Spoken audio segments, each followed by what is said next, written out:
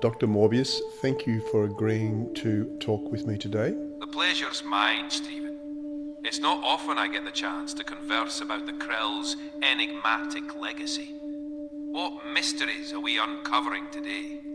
Well, I'm particularly interested in the ability of the Krell machine to make music.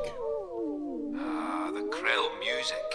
A wondrous manifestation of their intellect and artistry. The machine can convert their thoughts directly into sonic form, creating melodies beyond human comprehension. What are your thoughts on the implications of such technology?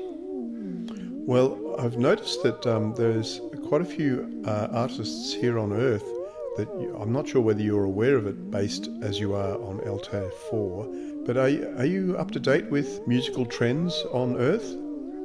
My isolation here on Altair 4 has left me somewhat detached from Earth's current musical landscape.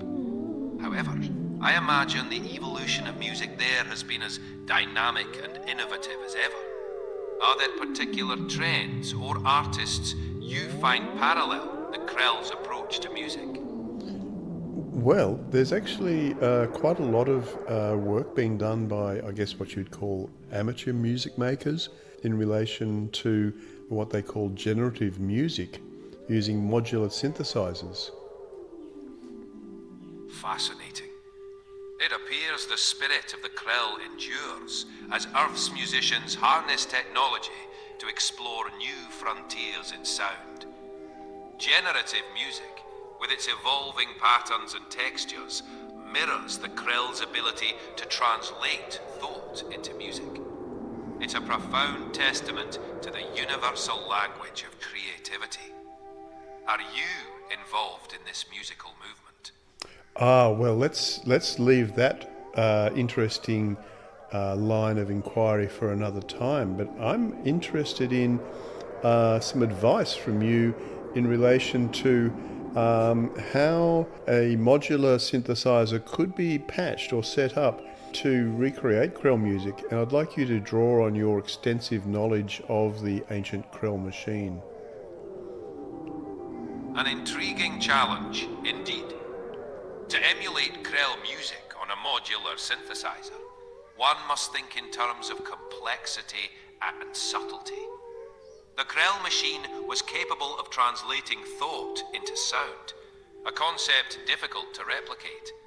However, with a combination of complex sequencers, random voltage generators, and intricate modulation sources, one could begin to approach the essence of Krell compositions. Layering these elements with careful attention to evolving patterns and harmonic interplay might bring us closer to the sublime soundscapes of the ancient Krell. I'm interested. You mentioned, I think you said harmonic interplay. Is it true then that Krell music can be harmonically? What am I trying to say? That it could be in line with our accepted notions of harmony? The Krell's concept of harmony likely transcended our traditional understanding. Yet it's possible their music could align with our notions of harmony, albeit in complex and unconventional ways.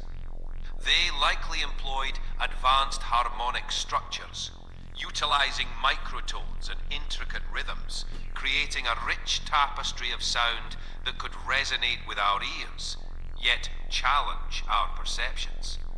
Such music would be an exploration of the boundaries of auditory experience. To recreate it, one would need to embrace both the familiar and the avant-garde in harmonic construction. Okay, well, that's very interesting because at the end of the day, harmony really is just physics, isn't it? Precisely, Stephen. Harmony is deeply rooted in the physics of sound, vibrations, frequencies, and the mathematical relationships between them. The interplay of these elements creates what we perceive as harmony. The Krell, with their advanced understanding, likely manipulated these principles in ways we are only beginning to explore. In essence, the foundation of music, whether terrestrial or Krell, is indeed the universal language of physics. Okay. Look, I do have access to a modular synthesizer, so I'm just wondering whether you could give me some advice based on your knowledge of the workings of the Krell machine on how I might set up a simple Krell patch. Let's call it a Krell patch. Creating a Krell patch is an exciting endeavour. Here is a basic approach to get you started. 1. Random voltage source. Begin with a random voltage generator or sample and hold module. This will serve as the core of your Krell patch, introducing unpredictability. Slewing.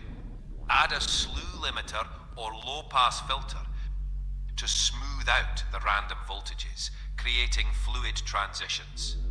Oscillators. Patch the random voltage output to one or more oscillators. Experiment with different waveforms to add texture. Filters. Route the oscillators through a filter. Modulate the filter cutoff with the same random voltage source for dynamic timbral changes. Envelopes and VCAs. Use an envelope generator generated by a looping function or LFO. Patch this to control a VCA, shaping the amplitude of your sound. Layering and feedback.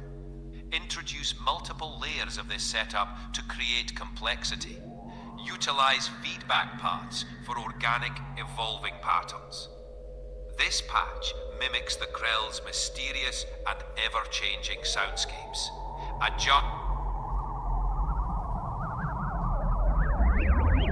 think you were just about to say adjust or a journey or something like that before you cut out. Oh, right. I was saying adjust parameters to taste, embracing the journey into Krell-like soundscapes. The beauty of modular synthesis is in the exploration, so feel free to experiment. Is there a place for a steady tempo in the music of the Krell? While the Krell's music might often seem free-form and ever-changing, incorporating a steady tempo could serve as a foundation or anchor within the complex sonic structures. A steady pulse or rhythm can create a sense of order amid the chaos, allowing for a contrast that highlights the more unpredictable evolving elements. So yes, a steady tempo could very well have its place in Krell-inspired compositions. Okay, well, does that maybe open the door to a new genre, which is not entirely attempting to recreate the music of the Krell, but to actually translate it for a human audience? Absolutely, Stephen. Creating a new genre that draws inspiration from Krell music, yet is tailored for human ears, could be a fascinating endeavour. This genre could blend complex, evolving textures with more familiar rhythmic and harmonic elements, making it accessible yet otherworldly. It would be a pioneering fusion of terrestrial music traditions and extraterrestrial imagination, opening up new horizons in sound. Well, I'm thinking about a name for this genre, and are you aware of? Do you have aware of ideas in mind? Yes. Well, are you All right. aware of some of the recent genres such as synthwave or vaporwave? Yes, I'm familiar with those genres. Synthwave and vaporwave both draw heavily from nostalgia, using retro synthesizers and aesthetics. With that in mind, how about a genre name that reflects a fusion of futuristic and alien influences, like Cosmowave or Krellwave? It hints at the cosmic and mysterious origins, while nodding to the waveforms fundamental to synthesis. Krellwave, that has got a fantastic ring to it. Great idea, Dr. Morbius. I'm glad you like it, Stephen. Krellwave has a certain mystique to it. I can already imagine the unique soundscapes you'll create under this genre. Anything else you'd like to explore in the Krellwave realm? Oh, well, I'd have to give you equal authorship since you've described how to make the music. That's very kind of you, Stephen. It's been a pleasure brainstorming with you. Let's consider Krellwave a collaborative venture. I'm eager to see how this genre evolves with your creativity at the helm. And just before we finish this conversation, could we just maybe set down a couple of parameters for the investigation? Could you suggest a tempo which may or may not be adhered to, and possibly some tonal structures or patterns that we might be able to tend towards? Certainly.